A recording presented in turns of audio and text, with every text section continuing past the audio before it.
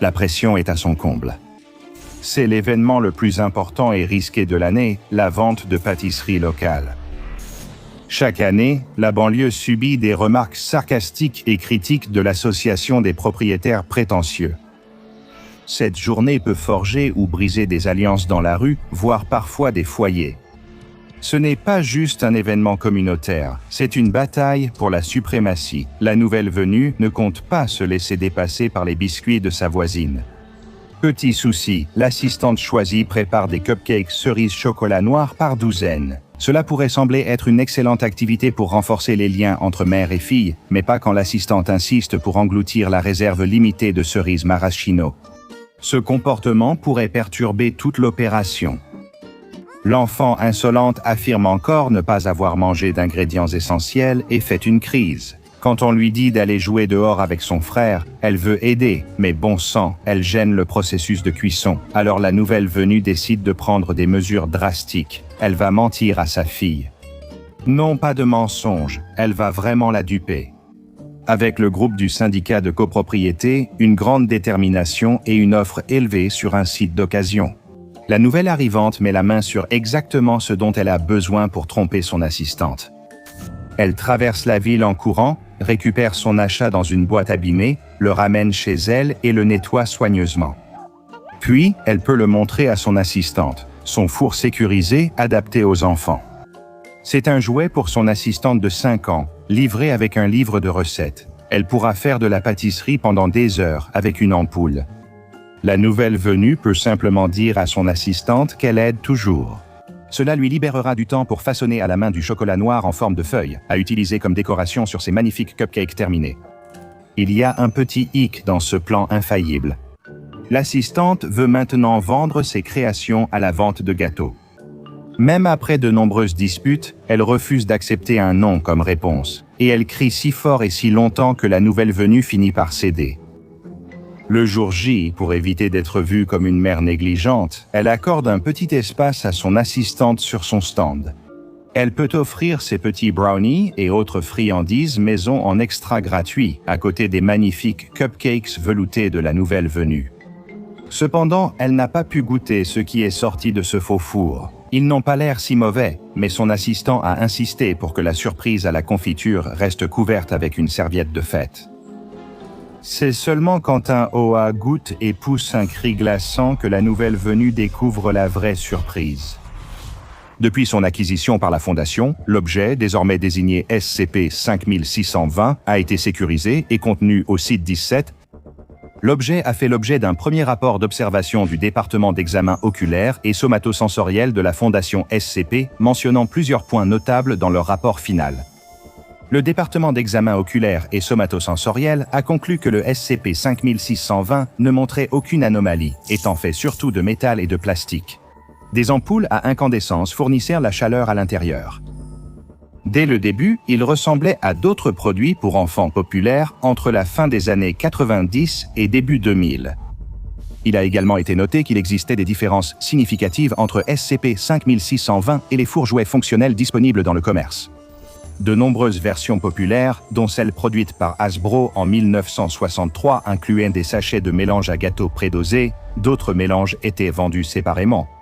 On ajoutait de l'eau au mélange, puis on le plaçait dans le four-jouet pour obtenir un gâteau prêt à être dégusté. Cependant, après peu de temps, les chercheurs ont rapidement remarqué que SCP-5620 semblait être un peu plus sophistiqué, et au lieu des sachets prédosés, celui-ci était livré avec un livre de recettes. La Fondation nomme SCP-5620-01. Selon SCP-5620-01, SCP-5620 est conçu pour fonctionner avec des ingrédients courants et des ustensiles de mesure simples fournis avec lui. Ces différences ont valu à SCP-5620 le surnom de four facile à imiter. Des tests approfondis ont été menés en suivant les recettes de SCP-5620-01. Cela a été rapidement découvert après que les chercheurs ont participé à une période d'analyse gustative approfondie et non autorisée. Préparer seules les recettes de SCP-5620-01 ne cause aucun effet indésirable. La préparation reste inoffensive jusqu'à ce que les recettes soient réalisées en utilisant SCP-5620 dont l'utilisation a rapidement été limitée uniquement aux créneaux de tests hebdomadaires préapprouvés. Les chercheurs ont testé plusieurs recettes de SCP-5620-01 et, à leur surprise, le résultat correspondait toujours aux photos du livre, même en cas d'erreur pendant la préparation. Les autres propriétés anormales des produits de boulangerie SCP-5620 n'ont été révélées qu'après des tests sur le personnel de classe D. Diverses recettes ont été testées. L'une d'elles était appelée dans les pages de SCP-5620-01 Brownies Fudge. Une particularité lors de la préparation de ces brownies, la recette n'en demandait pas. Un agent levant libère du gaz au contact d'un liquide chaud ou d'un acide, faisant gonfler la pâte. Les agents levants figurent d'ordinaire dans les recettes classiques de brownies. Un lot a suivi à la lettre les instructions du SCP-5620-01 et a été cuit avec le four Easy Fake. Ils ont été présentés aux membres du personnel de classe D, D2837, qui a d'abord été ravi de découvrir que le test auquel il participait consistait à manger ce qui ressemblait à des brownies plutôt appétissants. Après l'entretien et l'observation des effets secondaires, il est vite apparu que D2837 restait très vague. En approfondissant l'interrogatoire, la ligne de questions a été modifiée pour aborder des sujets plus personnels, période durant laquelle D2837 a enjolivé ses réponses. De nombreux détails sur sa vie, confirmés faux par son dossier et casier judiciaire. Il semblait que D2837 était physiquement incapable de faire une seule déclaration véridique, cet effet ne cessant qu'environ 1 heure après avoir consommé les brownies anormaux. Le test suivant portait sur une recette appelée Twistiest Pretzels. Et bien qu'il ne semblait rien y avoir de particulier concernant le processus de préparation, leur effet était certainement remarquable lors de la consommation. D2837 aurait rapidement ressenti un inconfort extrême, suivi d'un symptôme que les chercheurs nomment autocontorsion involontaire anormale. Le corps de D2837 a commencé à se tordre et à se remodeler de diverses manières complexes, le tout au milieu de ses cris frénétiques de douleur et de ses supplications adressées à l'équipe de recherche qui l'observait pour qu'elle l'aide. Pendant cet effet, D2837 ne contrôlait plus son corps jusqu'à redevenir normal après une demi-heure. Après ce test, D2837 a demandé un transfert vers d'autres anomalies. Consigné et soumis au bureau administratif du site 17, cela a été vite rejeté et les tests reprogrammés la semaine suivante. Des cupcakes arc-en-ciel avec confetti en SCP-5620-01 devaient être préparés. Les chercheurs ont vite signalé que le mélange non cuit était prêt à être placé dans SCP-5620. Il ressemblait à un simple mélange pour gâteau blanc, sans colorant ni vermicelles ajoutés. Quand les gâteaux furent prêts, ils ressemblaient exactement aux images du livre. Comme lors des autres tests, D2837 a reçu la recette cuite et l'ordre de manger, mais a cette fois nécessité bien plus d'encouragement. Peu après avoir fini les gâteaux, il a ressenti de légères douleurs à l'estomac. On pensait au départ qu'il ne s'agissait que de l'effet de la consommation de grandes quantités de sucre et d'autres édulcorants présents dans la recette. Sur le point d'interrompre l'expérience, les chercheurs ont entendu D2837 insister sur l'augmentation de sa douleur. Cela s'est intensifié au point que des bruits audibles ont été entendus provenant de l'estomac du membre du personnel de classe D. Il a alors été transporté d'urgence à l'aile médicale du site 17 pour un traitement immédiat. Le lavage gastrique ayant peu soulagé D2837, il a été transféré au bloc pour une chirurgie abdominale d'urgence. Lors d'une incision intestinale, les chirurgiens de la Fondation ont vu un flot de petites paillettes colorées sortir de l'estomac de D2837. En quelques heures, l'excès de paillettes a été éliminé comme déchet biochimique. Après l'incident, D2837 a été libéré des soins, a reçu des amnésiques et réaffecté au test. Suite au retrait d'une autre anomalie, D8263 a été choisi parmi le personnel de classe D pour poursuivre les tests de SCP-5620. En raison des risques liés à la consommation de recettes SCP-5620-01 cuites avec l'objet, le comité d'éthique a demandé l'arrêt total des tests. Un compromis limite désormais les tests à une fréquence mensuelle au lieu d'hebdomadaire. Fait intéressant, la recette suivante portait sur une confiserie qui n'est généralement pas cuite au four, même dans la version jouet. La recette du Brittliced Peanut Brittle offrait des alternatives pour les personnes allergiques aux arachides après avoir mangé le nougat aux cacahuètes. D8263 n'a d'abord ressenti aucune différence, mais a rapidement signalé une faiblesse et subi un examen médical. Les médecins de la fondation ont constaté que D8263 avait développé spontanément une ostéogenèse imparfaite, rendant ses os fragiles. Les dossiers montraient que D8263 n'avait pas cette maladie avant les tests, ni d'antécédents familiaux d'ostéogenèse imparfaite. Plusieurs mois après la consommation, les effets du trouble persistaient, ce qui a amené les chercheurs à soupçonner que cela pourrait être permanent pour D8263 lors du test suivant. La surprise à la confiture a été préparée. Contrairement aux recettes précédentes, celle-ci ne comportait pas d'image et semblait prévue pour une seule confiture, selon les ingrédients et la méthode de SCP-5620-01 Chausson. La recette comprenait le passage suivant, dans l'espoir que cela offrira un hommage satisfaisant à MW Point. Après cuisson dans SCP-5620, la recette donnait un orteil humain sectionné. D8263 a refusé catégoriquement de le manger, malgré l'insistance de l'équipe de recherche. Le test a pris fin et le comité d'éthique a exigé l'arrêt immédiat de tous les tests liés au faux four facile. Dans un autre compromis, les tests ont été réduits d'1 fois par mois à 1 fois par trimestre. Les chercheurs ont examiné la surprise à la confiture et trouvé qu'elle correspondait génétiquement à SCP censuré, entraînant son confinement. Des tests ont été prévus pour vérifier si l'objet gardait les propriétés combustibles de SCP censuré. Depuis, aucun indice n'a lié SCP-5620 à censuré, malgré la méfiance de certains membres de la Fondation.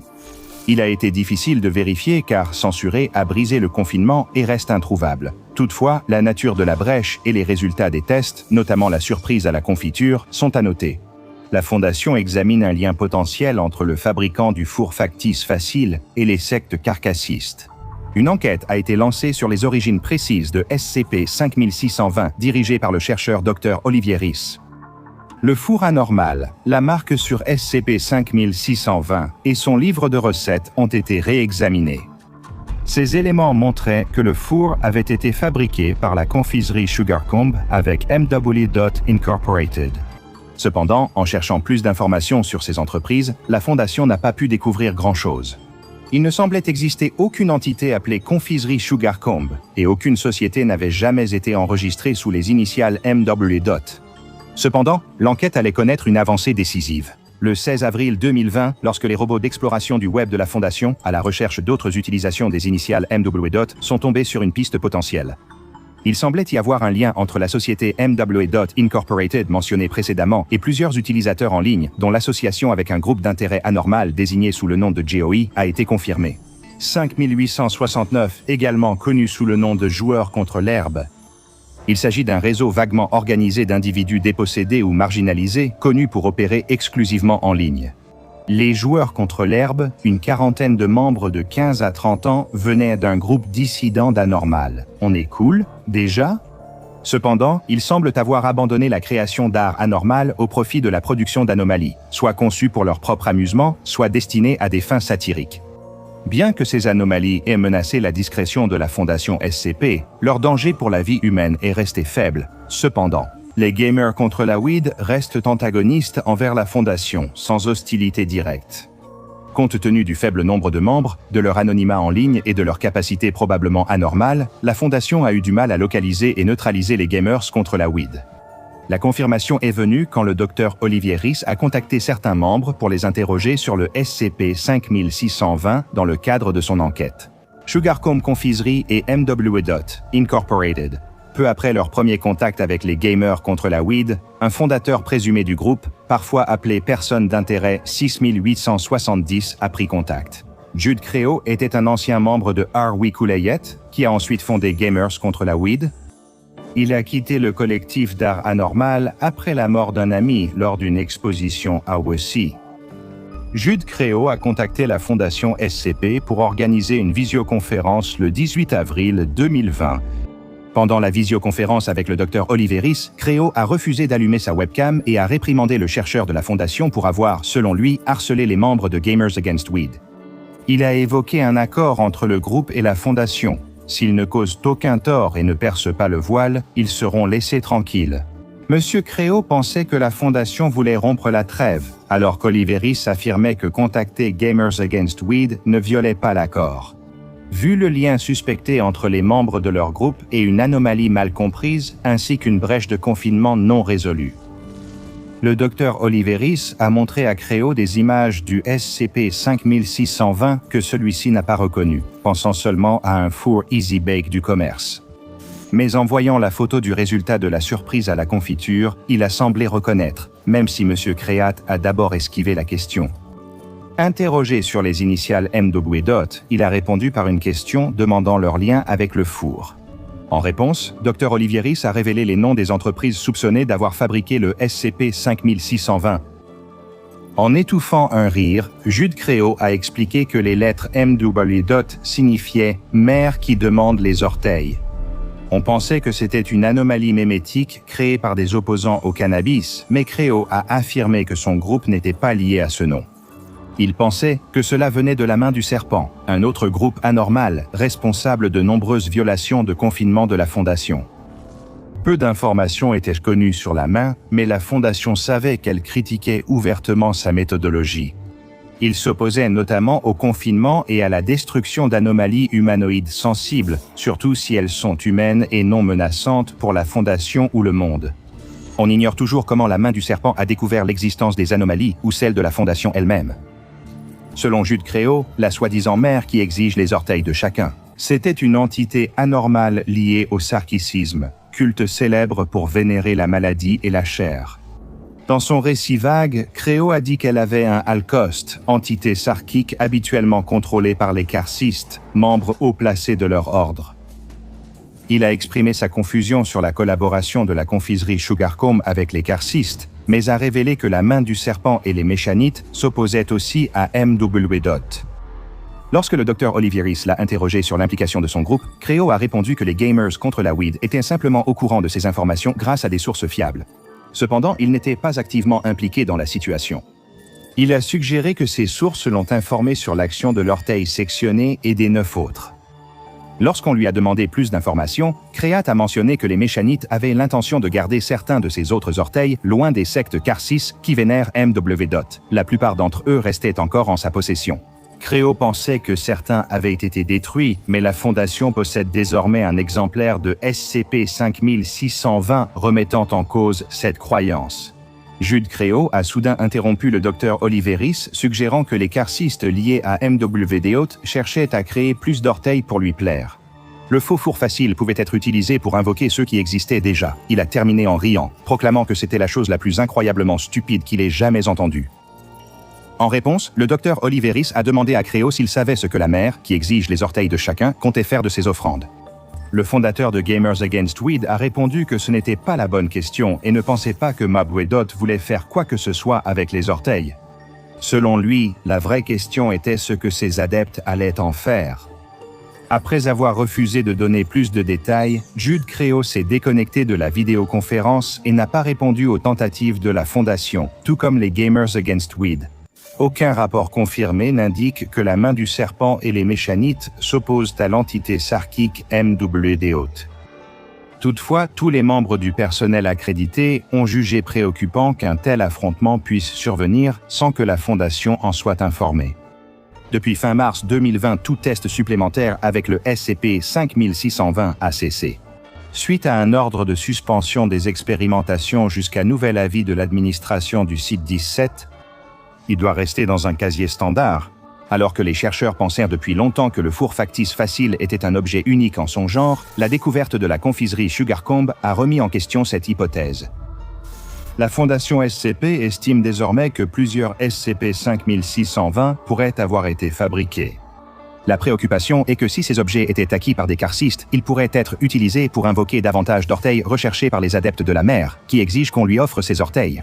La force d'intervention mobile IOTA 6, dite les obturateurs de cavité, doit surveiller les signalements et sécuriser tout phénomène anormal similaire au SCP-5620. Elle a aussi reçu une directive de la Fondation SCP. Les supérieurs hiérarchiques doivent enquêter sur les activités de Sugarcomb Confiserie et, si possible, découvrir l'identité des personnes affiliées à l'entreprise.